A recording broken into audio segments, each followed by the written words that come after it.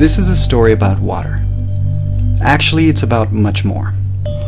It's a story about people, nature, wildlife, money, and a small town who has been blessed with a massive amount of water flowing beneath their feet, underground, most of them having no idea what lies beneath the surface.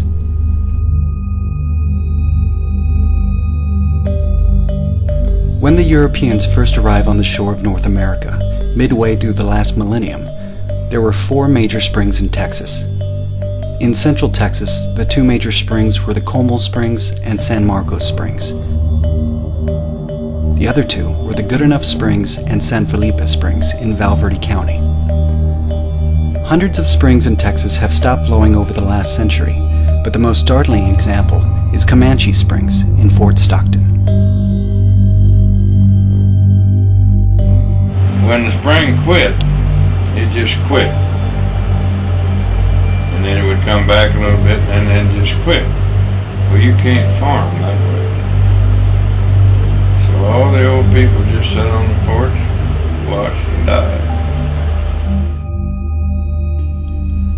Of the 256 counties in Texas today, Val Verde County is the only county with 2 major springs. They provide the citizens of Del Rio, Texas, with drinking water, natural springs, creeks, agriculture, fishing, and an amazing variety of wildlife. The water is, in a word, precious, but to others, profitable. And that's where the fear lies. There may be people who desire to sell the water at such a massive scale that, like previous towns in similar situations, they will be left with nothing. Plants dry out, wildlife suffers, people leave, and everything else simply dies off. And all of these elements combined are leading to something big. It could be good, or it could be bad. In the end, it will depend on the people of this town to determine which direction the water will flow.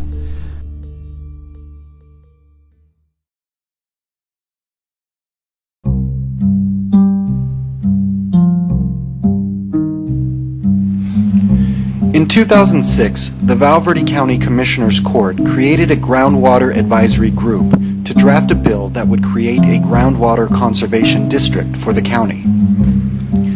A groundwater conservation district is essentially a committee of local citizens that regulates and protects groundwater for a county. Although previous group efforts had failed, this latest group hoped to build local support for the bill, so that the county's elected state representative, Pete Gallego, would agree to sponsor the bill and introduce it at the state legislative session beginning in January 2007. The Groundwater Advisory Group consisted of the following local citizens. This is Byron Hodge, licensed attorney, large landowner, and is on the committee representing the Devils River Association. John Weston, real estate developer, large landowner. Tuffy Whitehead, rancher, also large landowner. T.J. Jarrett, large landowner, and on the committee also representing the Devils River Association. Diana Salgado, real estate agent, and appointed to the committee by County Commissioner Cheo Ortiz. Justin Burke, large landowner and representing agricultural interests. Scott McWilliams, manager and representative of the Nature Conservancy. David Sorolla, then city attorney, appointed by the City Council on behalf of the City of Del Rio. Jerry Simpton, banker and vice chairman of State Region J Water Planning Group. Jane Moraine, member of the West Texas Springs Water Alliance and a leader in the border organization. Mike Robb, local business owner and City Council member. Rudy Chapa, City Council member. Alex Garcia, city engineer and appointed by the City Council of the City of Del Rio. And Val Verde County Commissioner Bo Nettleton, who chaired the committee in spite of an initial objection from committee member David Sorolla when he convened the first meeting in June 2006. And I just wanted to clarify, Bo, you were one of the appointees from the county, is that right? No. No? I'm the one that is doing this as part of the county, as the Commissioners Court. Robert Bo Nettleton was at that time during all these times that we're talking about on the groundwater issues, and even to this day in 2012, is a county commissioner, and by definition is a member of the Commissioner's Court for Valverde County. In 2006 and 2007, in response to questions that I asked him, he said that he was not on the committee. And it was for that reason that I voted against him being named chair, because it was completely inconsistent for someone not on the committee to be the chairperson. It just makes no sense. And it turns out that he completely just... My thinking on the who should be the chairperson, it's not based on any legal reason, at least I don't think, but I'm thinking just as a practical reason, and based on the tradition that I've seen, at least with the city, is that the chairperson should be someone who's a member of the committee. Now, it's nothing personal, it's just what I think. That's y'all's decision. The thing is, who in the committee is qualified enough? Do it. They're not. This is the meeting of the water planning group. A couple of years ago, the county created a water planning group and started the process of trying to create legislation to do a groundwater district. First I'm going to ask, does everybody in here know what a groundwater district is? This document was written through Pete's office, through the legislative council. They do the actual drafting. What we send them is the wording that we want to put in the actual bill, and then they will draft the bill to make sure it conforms with what the law says it has to conform with. So they'll take care of that end of it. What we have to decide is what do we want it to say. From the very beginning, some people feared that the district would be used for water marketing instead of water conservation. When I got the position as city attorney, and then again a few months later, started hearing this discussion about the desire to create a district. And almost immediately from what I recall, what was going hand in hand with that discussion about creating a district was talk about fears or maybe rumors, I don't recall, that somebody somewhere somehow, whether they were from outside of the county or maybe from within the county, wanted to market water, sell water, groundwater on a massive scale. I'm Gene Moraine, member of the West Texas Water Alliance, and I'm quite interested in the water resources because Laughlin going away was nothing compared to our water going away. That was a big fear that people had. And going on in 2007, and it was stated repeatedly, this is a huge theme in those meetings, is that there were people, not the landowners, but average citizens who got up to speak. Jay Johnson was one of them, who stated on more than one occasion that there were water marketers looking to exploit the waters in Valverde County. Or whether you use the word exploit or not, he warned the committee that there were people wanting to market water out of the community and out of the county. I am very concerned about those who have the designs of exploiting our waters for money. I don't know who sits at this table who's thinking in those terms. That hasn't been expressed. It was not expressed last year, even though there were designs for water marketing. And that has to be on the table too. If we're going to be up front and open about who's representing what issues here, that has to be on the table too. It just can't be landowners' rights. Is there water marketing in the plan? And some of those water marketing plans were being made. We got water marketers in Kinney County competing against each other. And they're using high-powered attorneys and they're draining the finances of the local people to get their way. William White got up at one point in one of these meetings, and he even stated that there were water marketers just waiting for the district to be set up. To look into water marketers are it's a reality in Kinney County, and they are a reality in Valverde County. I know there are 4 very large wells just north of town, east of the Y, that are just waiting for a district to get formed so they can build pipelines and pump it out. I hope there's nobody sitting in this room that plans to do anything like that to our aquifer. I don't intend to have a spring flow that is based on a drought level. We don't have to do that. That's not in the water code. We don't have to do it. People keep talking about that. Jane Moraine, who was on the committee, told these members, the landowners, I hope none of you on this committee are thinking about marketing water and draining the aquifer. When she made that comment that I just mentioned, she was talking about how the Ogallala aquifer to our north, which is from where I'm from in the Texas Panhandle, had made a decision to drain their aquifer and to use up all the water in that aquifer. And that's when she said to the landowners on the committee, I hope none of you have that goal or have that in mind for our aquifer here. So the point, one of the main things, or the point I'm driving at now, is that there were people practically begging any water marketers that might have been sitting in the audience or that might have been sitting at the table to speak up and to put that on the table and to discuss it openly so that we could have a meaningful discussion about it. In parts of west central Nebraska, the aquifer reaches as far down as 1,000 feet. However, further south in Texas, the Ogallala is most shallow, ranging in depth here from 0 to 50 feet. Because of the stress placed on this resource, it is in danger of drying up. The city of Del Rio argued that the San Felipe Springs needed protection because they are the sole source of drinking water for the citizens of Del Rio, and also provide water for nearby Laughlin Air Force Base. The city of Del Rio proposed a written bill that, in complete contrast to the landowners' approach, guaranteed no one water in the actual bill. Instead, the city's bill left the awarding of water to the district's board after the district was created and the board put in place. Del Rio City Council member Mike Robb, who was also a member of the Groundwater Advisory Committee, introduced the city's proposed bill. One of the things I think with awarding at the beginning of every year a set amount of water to everybody is you don't know how much water is going to be available throughout the year. And the main reason for the groundwater conservation district is for the protection of the springs.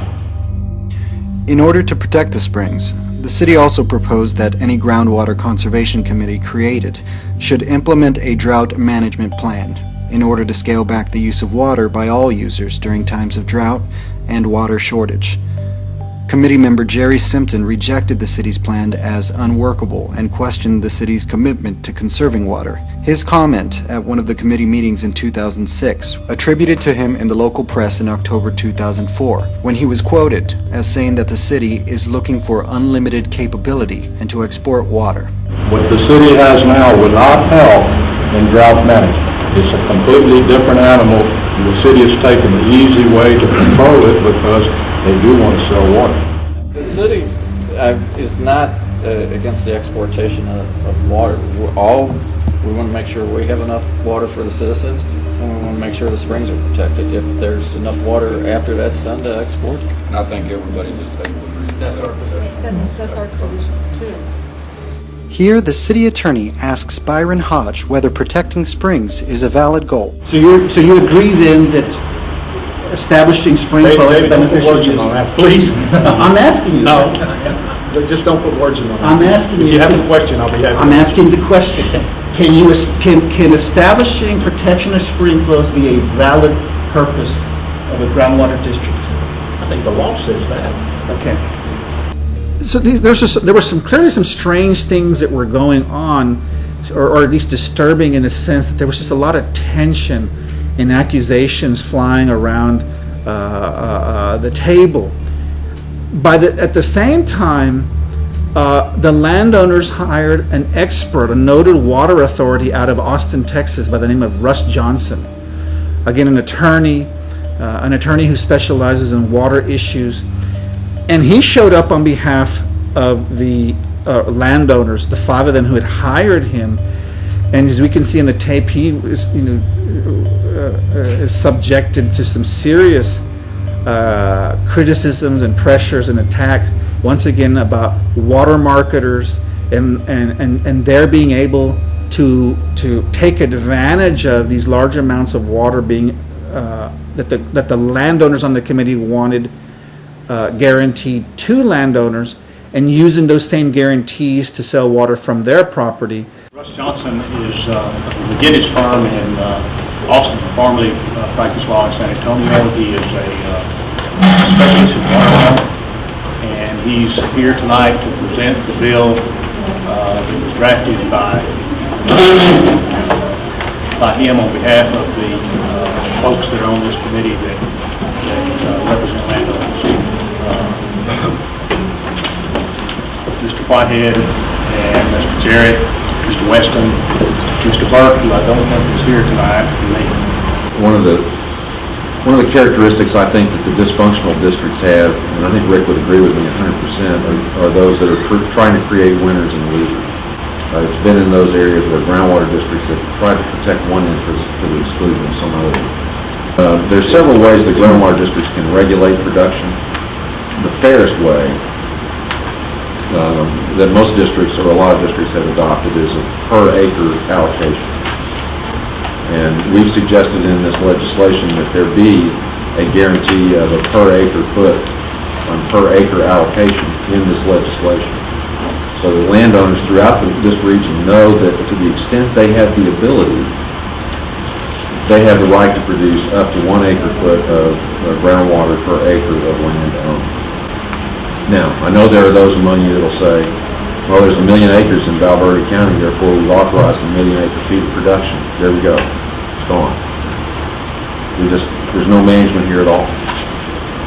Well, I'm here to tell you, having represented buyers of water, that buyers of water are not going to buy water that disappears.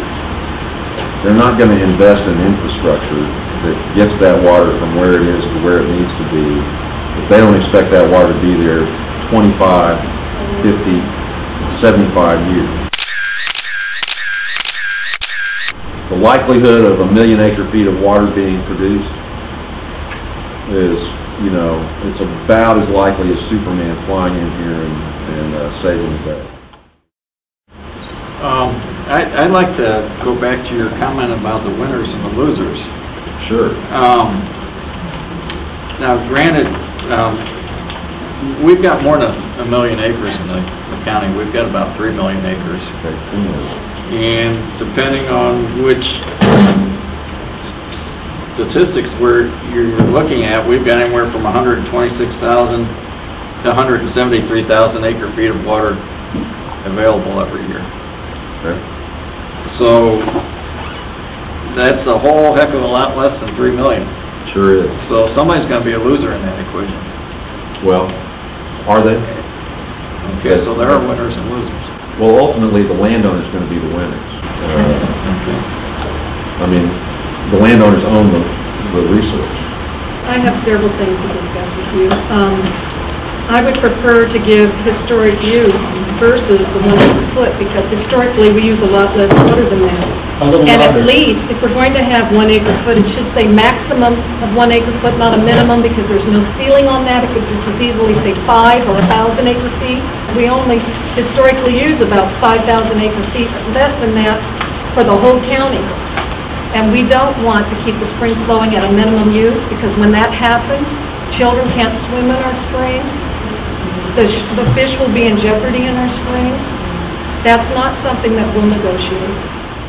It was very interesting in light of what we know now that he came into town, made the argument that it was more likely that Superman could save the day than water being dried up through water marketers. His argument was that's just not going to happen, that if you market all that water out of the county, it's going to dry up the resource and there'll be nothing left from one day to the next. The problem with groundwater districts has not been granting too much acreage or allocation per acre. It's been too little. Nowhere in the state of Texas has anybody complained about too much allocation. Over-allocation and pollution of our water resources. It's inevitable that we're going to need more water. Then what's wrong with changing minimum to maximum? Because then it implies that it could be zero. No, and I don't think it needs to. I think it needs to be in the rules and all Who of that decides kind of the rules, stuff. though? The board would. And who's going to make up the board? I think the board needs to be elected. And I'm very concerned about that. If these voters don't have a right to determine who's on the board, I don't know why they would vote to have a water district. Because then you take away the democracy. Jay Johnson proposed a compromise between the landowner's proposed bill and the city's proposed bill. The rancher and the farmer is a dying breed. It's a national heritage. I would like to see that continue. I don't think the guy who wants to feed his cattle, water his crops, should be regulated.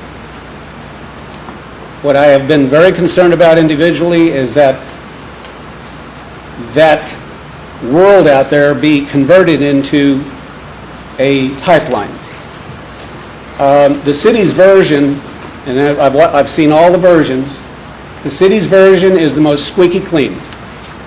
It's a template, it's a model that could pass for any groundwater conservation district with some minor adjustments according to the region. I'm proposing that the city's draft of enabling legislation be the one that's approved, with this additional clause somehow put in. The place of use. If it's used on the ranch, it's used on the ranch. I think that should be grandfathered. I don't think the rancher should be burdened to have to come before a groundwater conservation district and say, can I continue to use my well to water my crops or water my animals? And does not exceed the amount of withdrawal that has been historically used.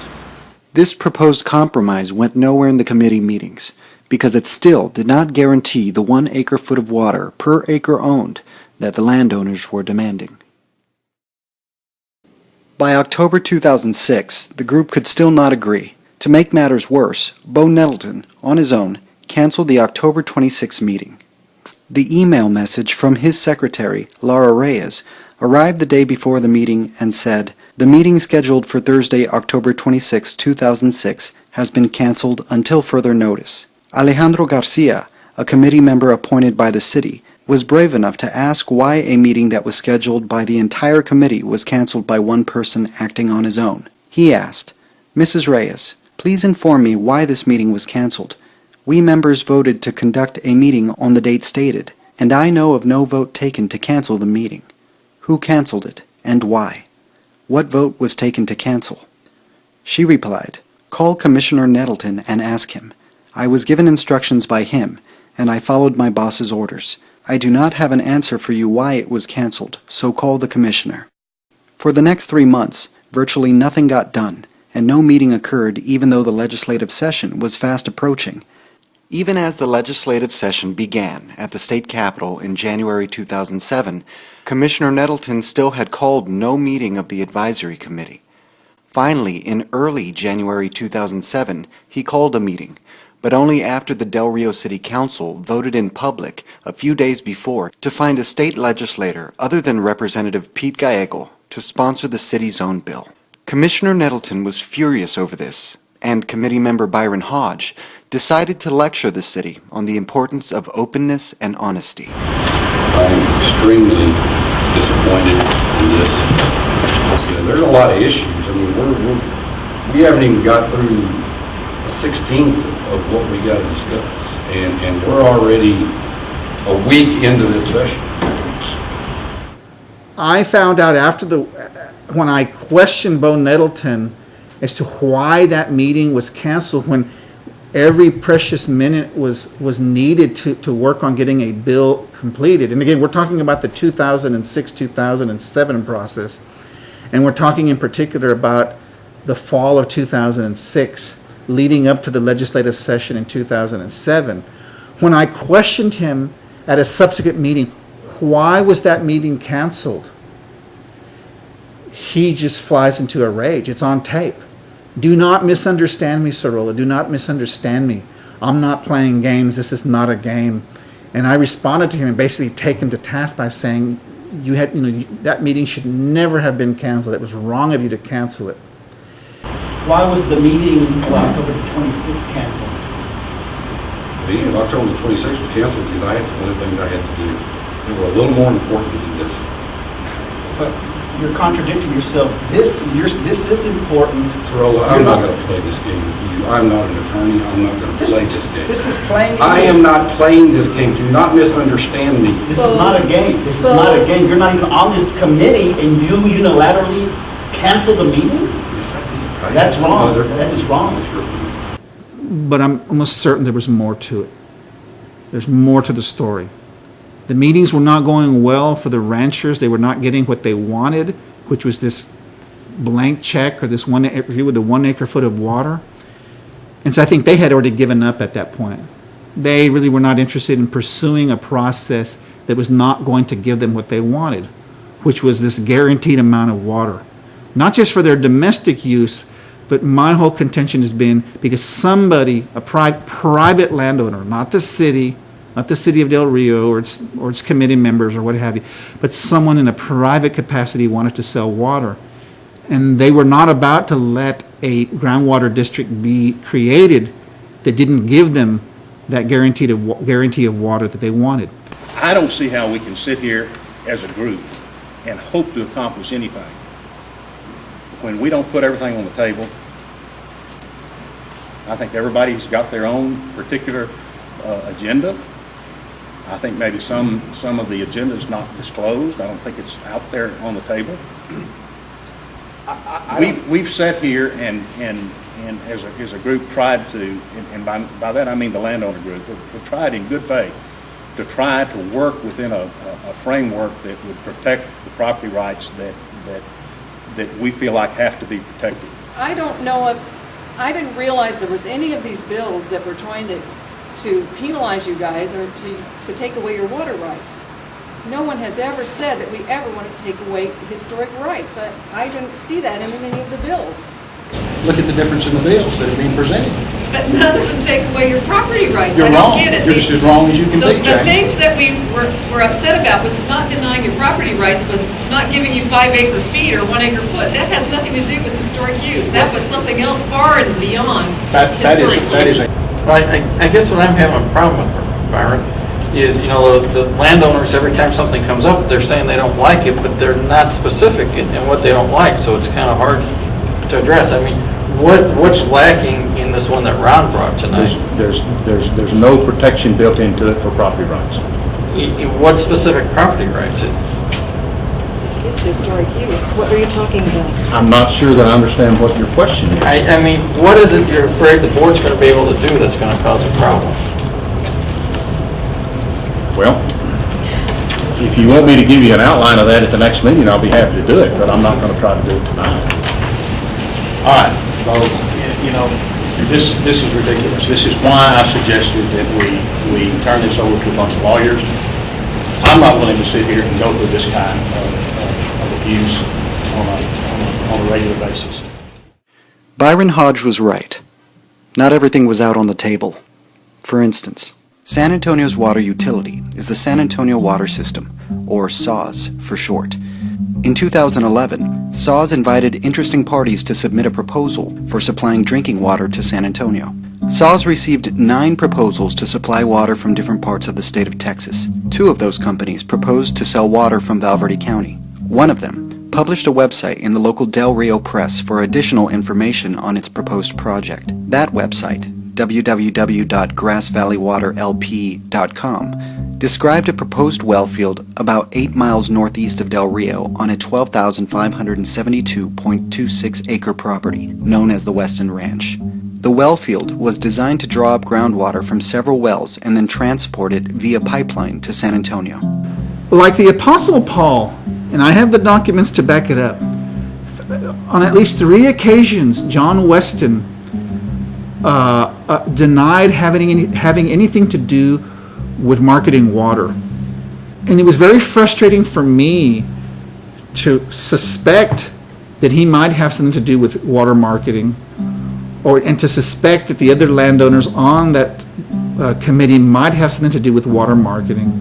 And to see these other people like Jane Moraine and Mike Robb and the city's representatives and Jay Johnson struggle and express their concerns that there's someone out there wanting to market water but have no specifics on it. And John Weston sat there for at least 6 to 9 months on the committee and never said anything about having plans to market water. Once again, his defense being that he had sold his ranch before that ranch got involved with water marketing. And it's a fact now that that very ranch that he sold is the site, the main site where water marketing is going to take place.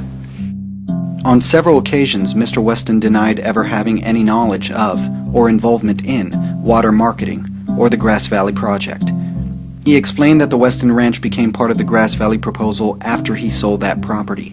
In a letter to the editor in May 2012, Mr. Weston wrote, "It is a matter of public record that we sold our ranch in 2006 and did not retain any rights to the water. We also have no association or business relationship with any company representing the possible sale of water from that property." He then added that he had no knowledge of the terms or even the existence of this supposed transaction, and accused his detractors of creating a smokescreen of misinformation.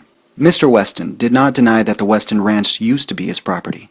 Weston had owned the ranch from about 1993 to 2006, when he sold it to Larry Hancock of San Ignacio, Texas. Hancock in turn granted a groundwater lease to Grass Valley for its project in about 2011. Over the course of several years, they studied public records, reviewed information from open records requests, and searched any available resources to learn more.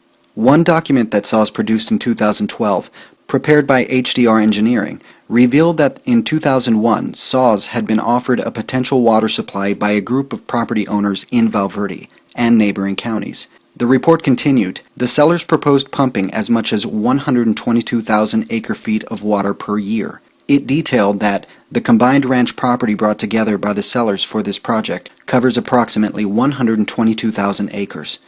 The report made no mention of outsiders being involved in the project. Rather, it indicated that the effort to move water to San Antonio was initiated by local landowners. I consistently or persistently dug and looked for documents to find out who really is behind the water marketing. And it took me going to several state agencies to gather the documents. But this 2001 HDR report goes to great lengths to not name any names. But it describes in graphic detail a plan that from at least 2001 had been in the works from local landowners and ranchers to sell water to San Antonio. They wanted to sell such a large amount of water, billions of gallons of water, that it would have been more than the annual spring flow of the San Felipe Springs. The report itself says that that's not basically a realistic amount of water that can be drawn out of that proposed well field, water well field, because it's going to damage local springs and streams and cause seepage from the Amistad Dam. One of the recommendations in the report was to initiate a field program of test well drilling to better understand the effects that pumping would have on these local water resources. Another aspect of the 2001 HDR report is that it mentioned none of the ranchers by name. In 2010, Grass Valley hired an engineer firm, Wet Rock Groundwater Services, to do a groundwater study to show, at least in part, the groundwater availability in Valverde County and the Weston Ranch. It confirmed that the 2001 HDR report was prepared for him by stating that the Weston Ranch was the subject of that 2001 study. The key language in the Wet Rock report stated, 2 studies focusing on the groundwater availability at the Weston Ranch have been completed prior to the onset of this study. The first, completed in 2001 by HDR Engineering Inc. for the San Antonio water systems, assessed the groundwater availability potential of a well field at the Weston Ranch. Given that Mr. Weston had acquired the Weston Ranch in the early 1990s and sold it in 2006, the 2010 Wet Rock report confirmed that the 2001 HDR report was prepared for John Weston since he owned the Weston Ranch in 2001. And while all of this is perfectly legal, and Mr. Weston has every right to do what he wishes with his property, the question still remains, why did Mr. Weston and the other local landowners go to such lengths to keep their names anonymous on the 2001 report? Who were the other landowners involved in this project? According to the website www.landsofamerica.com, the Weston Ranch was offered for sale after Mr. Hancock bought it. The description of the property says that there is a water lease on the ranch and has a royalty of $100 for every acre-foot of water sold. At the end of 2013 and every year afterwards, there is a minimum royalty fee of $1,250,000. No one, least of all the landowners, who really, for all intents and purposes, would have been in the best position to know about this, said anything about this. And John Weston didn't either. You know, Byron Hodge saying, oh, the city wants to sell water to Acuna. The city and Ron Burton have this hidden agenda. We, the landowners, self-serving statements, we've played by the rules, and we've abided by their process. We've sat here as a group, tried to, and by that I mean the landowner group, we've tried in good faith. I haven't even mentioned the sale of water, he said. But are you talking about allocating the water for sale out of wells? I'm not talking about a sale at all. I haven't mentioned that word at all. You know, again, it's just disturbing how they attack the city, and people are affected by that. People believe those things. People get brainwashed, if you would, by those types of comments and believe that, you know, these are the good guys and these are the bad guys. When in fact, it sounds like it's the reverse here. Recent statements by Grass Valley and VV Water suggest that at least some local politicians might be receptive to those plans to market water. For example, on its website, Grass Valley states that in private meetings, local elected leaders and business people support their project. A representative of VV Water also recently said that VV Water is in ongoing negotiations with both the adjacent city and local county authorities as part of a potential economic development project. When Roberto Bobby Fernandez ran for mayor in 2010 against two-time incumbent Efrain Valdez, he argued that nothing had been done on local groundwater issues in recent years because of the lack of leadership at City Hall. He told people to vote for him if they wanted change. Then later in 2011, Mayor Fernandez called on the media to find out the names of local landowners leasing their water rights to outside companies. Since that bold statement, Mayor Fernandez has done nothing to identify those landowners and has never tried to do so since. According to the campaign finance reports filed with the city secretary, John Weston and several other landowners who served on the 2006 Groundwater Advisory Committee contributed to Roberto Fernandez's campaign for mayor. Abner Martinez, a landowner who has leased his water rights to Grass Valley, also has contributed to the mayor's campaign. The question is, what is it they want in return for their support? And did these landowners finance a candidate that would make the city more receptive to their agenda? There's obviously more to the story. They own the water, but they needed a vehicle to be able to sell it. Someone needed a vehicle to sell the water, and the vehicle is a groundwater district that would in turn, once it was set up, give them a piece of paper saying how much water that they owned. That's what somebody out there wanted, was a groundwater district that would not conserve water, but create a system so that the water could be sold and exploited. There will be two predictable criticisms of this documentary. Some landowners will say that the makers of this documentary are against private property rights, and the mayor will say that it is divisive. Not only would these statements be untrue, they would deliberately avoid the real issue. This documentary is not about private property rights. It is not about Grass Valley or VV Water or dividing the community. It is about certain persons who use the political process and fund political candidates for their own ends. When landowners get involved in the political process in such a way, they invite public scrutiny and cannot shield themselves by invoking private property rights. Citizens have every right to ask questions, request information, and inform themselves. They also have every right to exercise their free speech rights under the First Amendment and the Constitution by making their thoughts and opinions known to their elected leaders and by holding those elected leaders accountable. We hope that this documentary sparks an interest in Del Rio citizens so that they get involved in this important issue that is critical to the future of Del Rio and Val Verde County.